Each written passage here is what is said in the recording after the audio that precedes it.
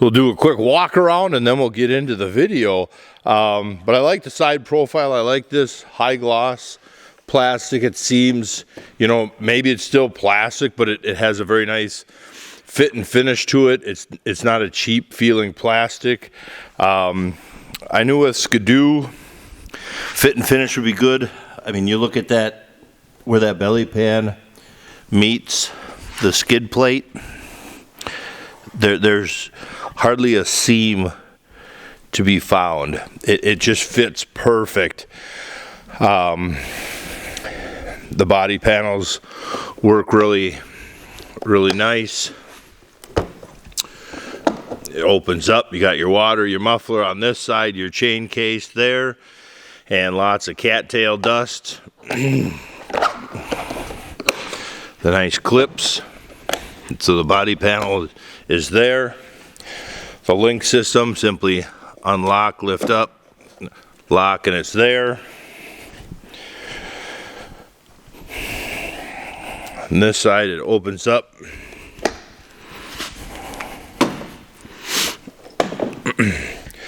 Nice big reservoir for oil with a nice large opening to refill. Spare belt, shock or suspension tool, and clutch tool. Your brake disc is down here, and your backup alarm.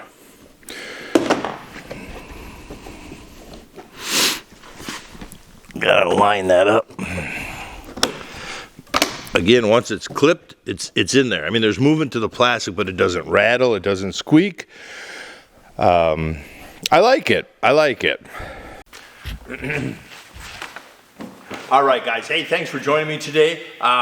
Minnesota snowmobiler. Let's talk about the 2022 Skidoo 850 backcountry. I was looking at sleds. I sat on a lot of Polaris sleds between the XCs and the Assaults. A lot of Skidoo Renegades and MXZs, and then I sat on this backcountry, and it was just very comfortable. The cockpit just fit me well. I'm 6'5", 300 pounds, and this is out of the box steering setup. Works good for me. When I stand up, I can move around the platform, and it's just a very comfortable sled for me to move around on, and I fell in love with it. The steering post is that couple inches further forward, so it helps me move this big horse frame up to a standing position better. Excuse me. And that was way too much activity this early in the day.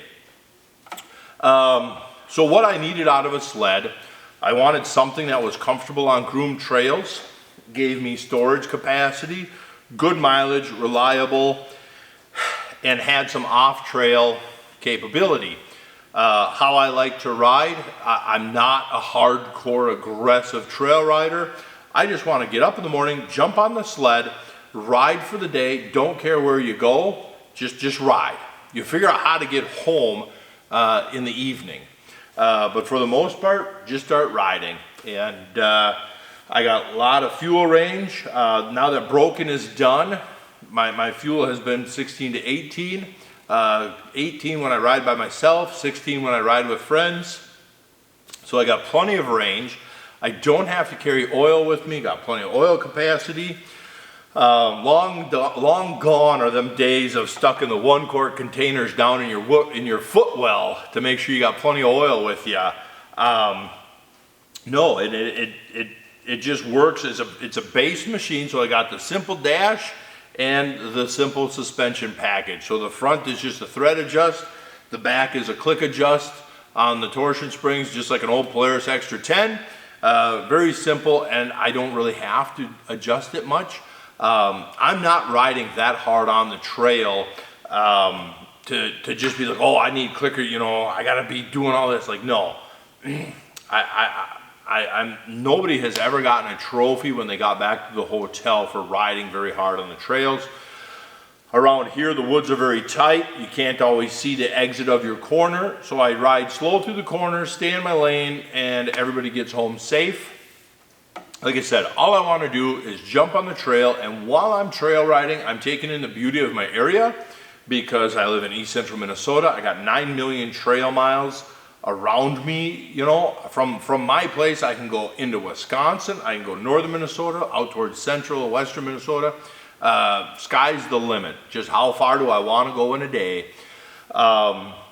And so I just want to enjoy the day, and while you're riding, look for them play areas. And so while you're riding, I wanted something that I could jump off, play in that play area for a little bit, try and climb that hill, jump down in that ditch or out in that swamp, and get back to the trail without the rest of my day being getting back to the trail.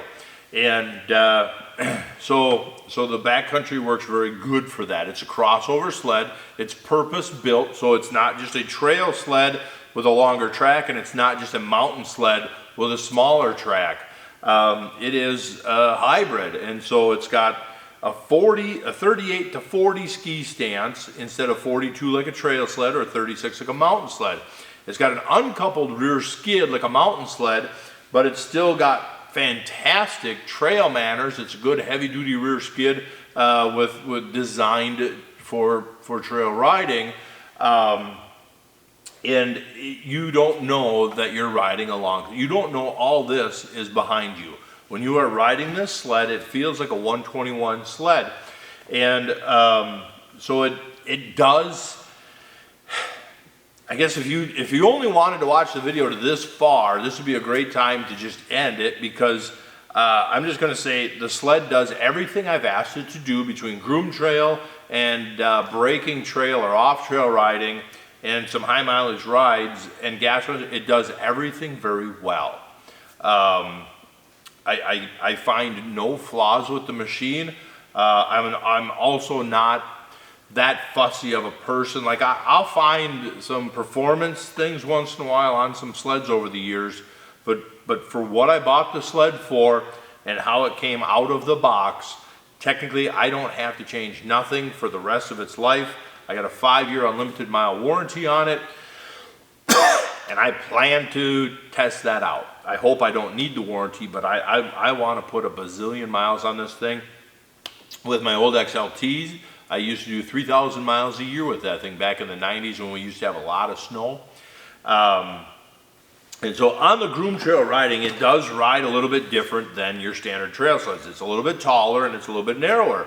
So you need a little bit more body language to keep it flat. But with the clutching that it has the mountain ramps in the primary. It's a very aggressive back shift clutch. So when you let off the throttle, it engine brakes you down. It does not just coast. The engine doesn't drop to idle while you're still coasting at 50 miles an hour. When you let off the throttle, the engine stays engaged and the engine's coming down as the miles an hour are coming down. So it's a very ATV-ish position and feeling on the throttle. So my first couple mistakes was you'd be coming in fast in the corner like the old sled, you'd let off the throttle, and with the old sled you'd let off the throttle, tap the brake a little bit, and coast through the corner and then start accelerating on your way out. Where with this one, I let off the throttle and that plants the skis. Them skis are bit into the trail and they're not sliding, so you really gotta lean, because now you're still going very fast. It's decelerating, but it's going very fast, and you're turning. That ski is not slipping, and so now it wants to tip on you a little bit.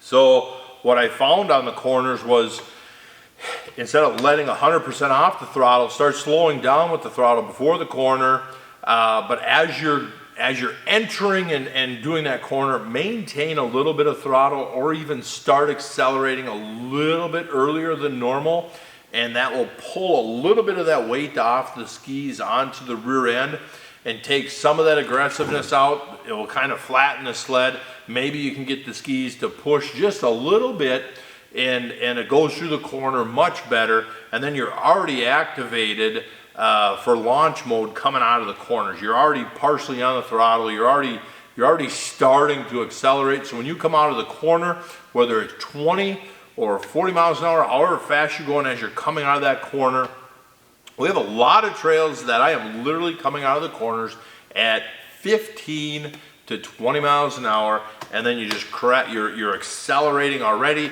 you crack the throttle, and you are to 60 miles an hour instantly. The sled just just right to 60 instantly, and now you're letting off, and now you're just cruising. You're back to trail cruising. With the rear on number 2, even at my body weight, I've felt it touch bottom a couple times. Not a hard crunch. It's a very progressive rear end.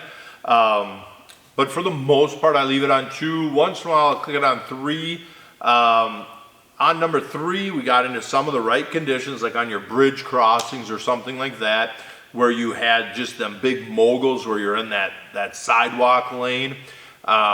If you tried going a little fast through there, where they're literally 1.5 foot deep, you know, that kind of deal, you stand up. On number 3 on the rear end, that kind of situation, I felt the rear end give a little bit of a bounce or slap. So for the most part, I run on 2. And on number 2, it works nice because on the trail, it kind of like the old Arctic Cats that are uncoupled, you do get a little bit of chassis teeter-totter on the rear skid, but the rear skid is staying flat. But by no means are you accelerating out of the corner. If you're already leaned over and you just kind of bring your body back into the cockpit and smash the throttle, she's going to stay flat and it's just going to accelerate. If you're sitting more upright and you crack the throttle, she'll pull the skis barely off the ground. But at the same time, if you're climbing that hill and at the top of the hill you finish cracking the throttle, you can then just carry a beautiful wheelie and land out in the field or whatever, or continue down the trail, whatever the scenario is. And so it just, I'm really enjoying it as a groom trail sled. As the off-trail sled, it has been just a riot around here, because there were so many places that I grew up riding all them years, and you'd look down that ditch or you'd look up that hill and you would think, oh man, it'd be fun to try. And but you're like, by myself, there's no way I'm doing that by myself. And so then you just drive on the shoulder of the road and think someday. And because I remember them days with the XLTs and the XC600, of either trying to get a snowmobile turned around in its own track at the bottom of the ditch, because that you have to go out how you come in, because you can't get up any other way. You just simply, you're getting stuck trying to get up that ditch bank. Even with a studded out sled, you're just getting hung up and stuck. It is what it is. So with this thing, now I'm driving by them spots and you just let it drift to the bottom of the ditch, get yourself squared up and just start meandering around.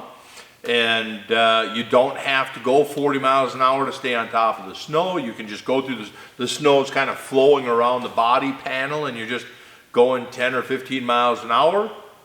And when you get to that driveway where you gotta get, you know, kind of that crotch between the driveway and the culvert, between the lawn and the driveway, you kind of got to get up that crotch because you got that culvert in front of you. Well, you just kind of lean to this side, crack the throttle, and it just shoots and launches right out of there. It does a fantastic job, but and if you stay on the throttle as you come out, then she just, like the invisible ramp in the air, and it just keeps coming out like on some YouTube video of some of these professional guys. And no, it's fun. And driveways, so with my big frame, riding the old sit-down sleds, every driveway was 3 hits to the body. 1 hit at the bottom, 1 hit at the top, and 1 hit at the back side. And so with this sled, we come up to a driveway, and now even if you don't crack the throttle, you just simply maintain your speed. If it's a nice groomed driveway, you just up and over. On the back side, you might carry the skis a little bit. If you give it a little more throttle input, you'll carry the skis a little more. And if you give it a lot of throttle input, then you just pull a wheelie across the driveway and have some fun. And so it's been just an absolute riot. By myself, you know, I'm getting 18 miles a gallon. When I ride with my buddies, I'm getting 16 miles a gallon. I really enjoy this sled. I guess that's all I've got to say about this sled. There is a lot of people that will give it some negative reviews for trail riding, but for how I ride, I gotta say I really enjoy it, and I hope to get many more miles on it. I'm trying to I'm still working on trying to find a nice camera, a nice action sport camera to somehow mount on my camera so we can get some rides together. But yeah, so as of right now, I'm just gonna leave it right there, guys. That has done everything very well for me, and let me know what you guys think. Thank you very much.